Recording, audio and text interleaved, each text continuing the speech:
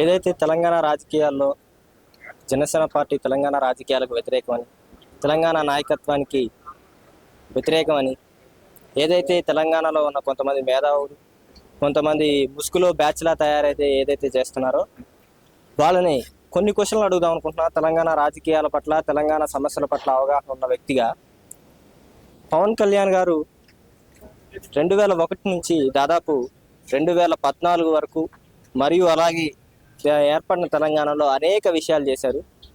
మొట్టమొదటిగా కొండగట్టుకు 38 కోట్లు సొంత డబ్బులు 11 లక్షలు ఇచ్చారు. దాంతోపాటు వరద సాయాలకు కోటి రూపాయలు చేశారు. మరియు కరోనా సాయాలు చేశారు. ఇలా నల్గొండలో తాండాలో బోర్లు వేశారు. నేను ఏమంటున్నా అంటే ఇలాంటి విషయాలు చేసిన వ్యక్తి తెలంగాణకి ఎలా వ్యతిరేకం అని అడుగుతున్నా.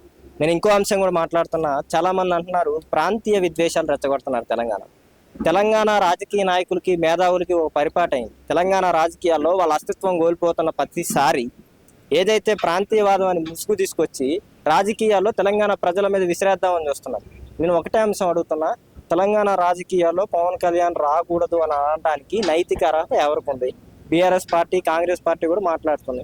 నేను ఏమంటున్నానంటే 10 ఏళ్ల పరిపాలనలో అమరవీరుల్ని ఏం న్యాయం చేశావు అని నేను బీఆర్ఎస్ పార్టీని అడుగుతున్నా. దాంతోపాటు గద్దర్ను అవమానించింది ఎవరు? గూడ అంజన్ను అవమానించింది ఎవరు? తెలంగాణని సర్వనాశనం చేసింది ఎవరు? ఇదే బీఆర్ఎస్ పార్టీ కదా. నేను ఇంకో అంశం కూడా అడుగుతున్నా. కాంగ్రెస్ పార్టీ పొన్నం ప్రభాకర్ గారు, తర్వాత వచ్చేసి రకరకాల వ్యక్తులు మాట్లాడుతున్నారు. నేను పొన్నం ప్రభాకర్ గారికి, మహేష్ కుమార్ గౌడ్ గారికి అడుగుతున్నా.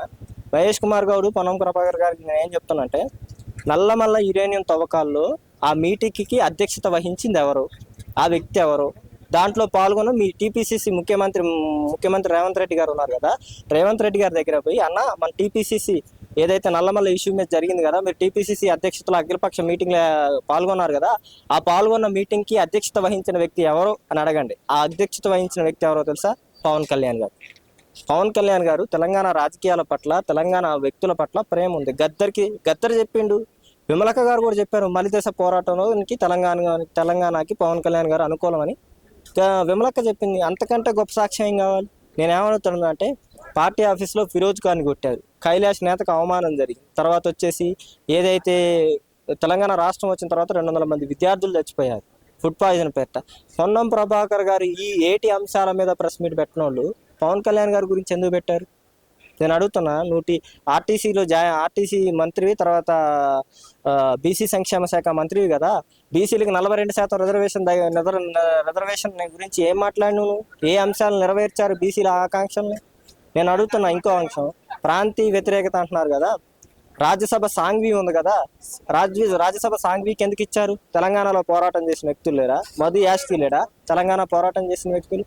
ఎలాంటి అంశాల్లో మీరు చిత్తశుద్ధి చూపించకుండా ఏదైతే, ఇప్పుడు నేను ఇంకో విషయం కూడా అడుగుతున్నా. తెలంగాణలో ఎన్టీఆర్ గారి విగ్రహం పెట్టారు, ఏది జూబ్లీ హిల్స్ అంటే ఎలక్షన్ల కంటే ముందు.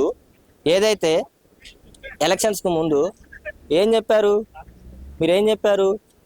గద్దర్ గారి స్మృతివనం, అందశ్రీకి స్మృతివనం ఏర్పాటు చేస్తామని చెప్పారు. కానీ ఏదైతే జూబ్లీ హిల్స్ అది అయిపోయిన తర్వాత అంశంలో జూబ్లీ హిల్స్లో ఎన్టీఆర్ గారి విగ్రహం ఏర్పాటు చేస్తామని చెప్పారు. ఎన్టీఆర్ గారి విగ్రహం ఏర్పాటు చేసేందుకు మేము ఏమీ తప్పు పట్టలేదు, దాన్ని తప్పు అనుకుంటున్నట్లు. మరి ఎందుకు అందశ్రీ గారి, గద్దర్ గారి విగ్రహాలు ఏర్పాటు చేయట్లా? మీరు ఎందుకు అవమానిస్తున్నారు? టీఆర్ఎస్ పార్టీ ఇదే ఉద్యమకారులు అవమానించింది అన్నావు కదా, మరి నువ్వు ఏదైతే సికింద్రాబాద్ కంటోన్మెంట్ జోన్లో ఓడిపోయిన గద్దర్ గారి కూతురికి ఎందుకు ఇలా టికెట్? తెలంగాణ ఉద్యమకారుల మీద కన్నుబట్టుకుపోయింది నువ్వు.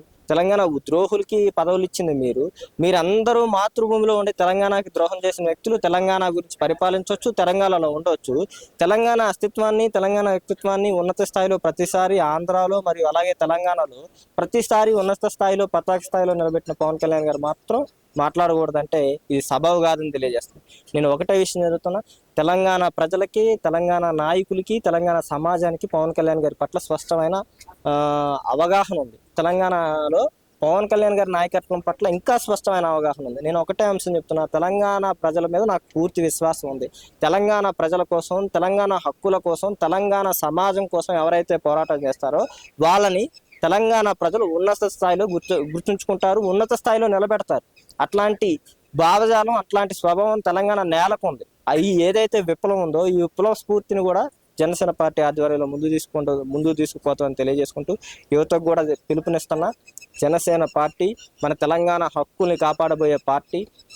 జనసేన పార్టీ తెలంగాణలో నూతన స్ఫూర్తిని ఏదైతే అణచివేతలతో ఏదైతే నూతన స్ఫూర్తిని అణచివేయాలనుకుంటున్నారో ఆ స్ఫూర్తిని అన్నింటినీ ఏదైతే బీఆర్ఎస్ పార్టీ తెలంగాణలో ఏదైతే విప్లవాలతో నినాదాలతో మారుమోగిన పార్టీ ఏదైతే ఉందో ఆ పార్టీ రాంగంలో ఏం చేసింది? ధర్నా చౌక్ని ఎత్తేసింది. ప్రశ్నించకూడదు అనుకున్నారు. ఓయూ లాంటి కాంగ్రెస్ పార్టీ వచ్చాక ఓయూలో సర్క్యులర్లు ఇస్తున్నారు ధర్నాలు చేయకూడదు. అంటే ఏదైతే మూల స్వభావం ఉందో ఈ నేలకు ప్రశ్న అనే దాన్ని అణచివేయాలనుకుంటున్నారు. ఏదైతే అణచివేస్తున్న ప్రశ్న ఉందో ఆ ప్రశ్న తెలంగాణ సమాజం నుంచి బయటికి తీసుకొస్తాం, జనసేన పార్టీ నుంచి తీసుకొస్తాం. మేము ప్రశ్నించడం తప్పు అంటే ఆ తప్పుని మేము మళ్ళీ చేయడానికి సిద్ధం. 100 సార్లైనా చేస్తాం అదే తప్పునని తెలియజేసుకుంటాం.